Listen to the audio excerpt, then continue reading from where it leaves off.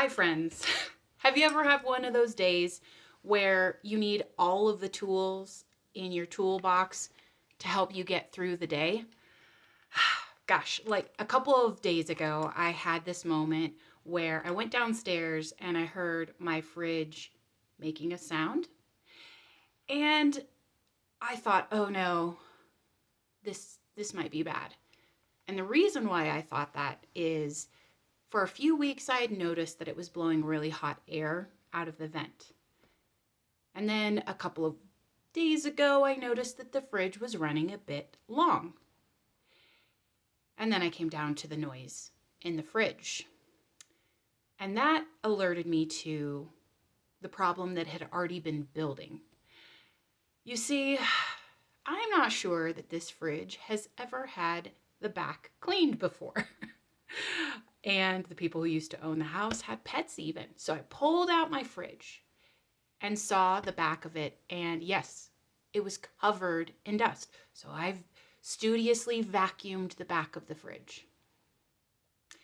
But after I vacuumed the back of the fridge, thinking I would be set, I saw in between the vents and noticed that there was a lot of dust behind the little panel. So I needed some tools. I opened up the back and was horrified. It was a lot worse than I thought. So I vacuumed that and thought, this is it. It'll vacuum it all up and I will be done. It just revealed another layer. The next layer was so bad I had to get a toothbrush and scrub each vent carefully and vacuum it again and vacuum the toothbrush and scrub and scrub. Finally, it got to a place where I thought, this is probably good. And do you know what? All of that work, the digging, the tools, what did it do? Well, let me tell you, my fridge is quiet and it is humming along nicely. So why do I want to tell you about my fridge and the fiasco that is the fridge?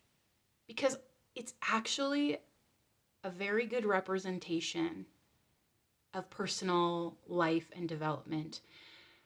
You see, I had this issue that happened in January where it was kind of a relational problem, and I do really value relationships and people above all else. So some problems cropped up, and I thought I dealt with it. I studiously faced some things, I spoke up in some ways that I needed to, and I thought that should do, right? But then something else came up. I thought, okay, this is maybe a little bit worse than it. I thought, okay, no big deal. Let me deal with that. And some more came up. And I was like, gosh, am I still dealing with this? Oh my gosh. And I dealt with it. But it was still, the emotional stuff was still screeching, making a noise. And it got to where I just couldn't ignore it anymore, and I needed some additional tools, and I needed to dig. And one of those tools that I pulled out was something that I created quite a few years ago. It's called a Situational Inventory. And the purpose of the Situational Inventory is to make you slow down. Identify what happened.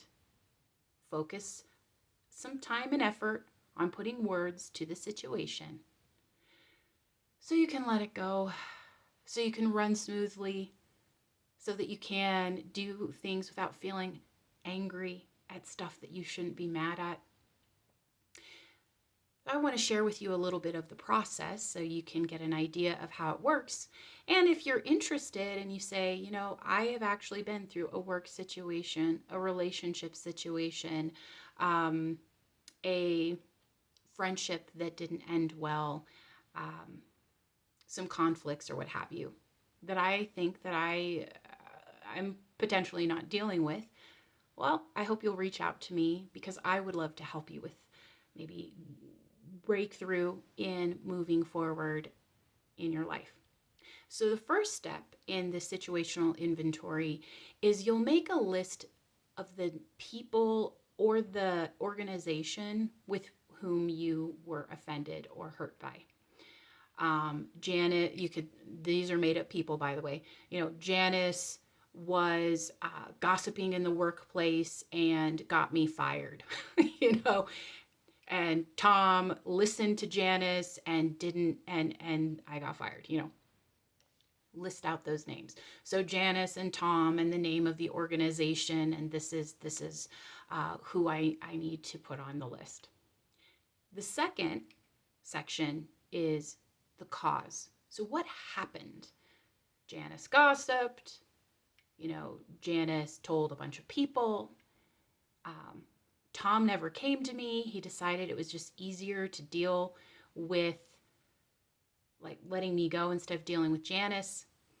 Then Bob got involved and he piled on, and next thing you know, I was fired. So you'll list the situation things that occurred. Then you're going to list how it impacted you. Well, it might have made you feel insecure, embarrassed, ashamed. Maybe you put up a bunch of walls. I'm never going to trust people again. You just can't trust people. That happens a lot. A lot of times we just put up the walls for safety. The problem is that it holds us back from growth, and it holds us back from friendships and relationships, right? So list all of the ways in which it impacted you personally. The final step is to list the behaviors that you had they're not super proud of. In the process of being, treated badly, perhaps you reacted in a way where you're like, well, I will spread gossip about Janice, or I will scream and shout in a way that's unprofessional, or what have you. I mean, I've been in environments where people have literally damaged the property of the employer as they walked out the door because they were so angry. So write those things down, the things that weren't good reactions. However, if you're in a situation where you reacted well, but you were just a victim, an unwilling victim, you can also write not guilty, and that can feel really freeing. Now, the second process, usually we just stop there. We're like, oh, okay, I got it out. And that does feel incredible. But it's important for you to look at the good, because even in a bad situation, good is happening. I can think about so many good things that happened in the midst of me getting away from a dangerous person who tried to end my life. And the good has helped me keep pushing forward. So that's what we want to do. You're going to list the people who were there for you, friends that supported you in the hard time, maybe a coworker that spoke up that you didn't expect would. List all of those people who were there for you. And then the second step is you're going to list the things that you did that you're proud of. I'm proud of myself for keeping my cool when it was a bad situation. I'm proud of myself for not letting what Janice said about me define who I am. And it made me actually more clear on my values and who I am. Write those things down. And then the final step is you're going to write perhaps a letter to yourself or conclusion. As a result of everything that happened, moving forward, I want to stand up for myself sooner when a situation comes that is unprofessional. I will remove myself from that situation. I will communicate with that friend sooner, and if they don't respond in a safe manner, I have the authority to step away from that friendship and move on. I want you to think about those things and write them down. And then the very last step, if you want to try this, is an anchor. So first of all, I wouldn't recommend doing this whole list by yourself without a friend, without a counselor, or perhaps a coach like myself helping you work through it. It's going to stir up a lot of good and hard emotions. But once you get through it, it's really great to create what I like to call an anchor. And it's something that's going to visually remind you of the growth. It can be a t-shirt that you wear. That I have one that says "Not today." So when I'm going through silly situations where I'm frustrated with something that feels unjust, I'll put on my "Not today" shirt. Not today. I am not going to let this affect me today. You might have a song that during that season it really resonated with you, so you have it on play once a day to remind yourself of the growth. Some people like smell. You might get a perfume or a candle that you spray on yourself each day, and you might say a mantra like, I'm a skilled worker and I am committed to doing my best for my employer. Consider that. So there are lots of options with doing this. I hope that you will think about this. It's a little bit on the longer side. It can be tricky. You do want to give yourself, a minimum of an hour. But I would say the hard section might take a couple of days, and then the positive section, it might take a couple of days. So you want to chip away at it. And can I just say, if this resonates with you and you don't even know where to start, but you want to start, will you reach out to me?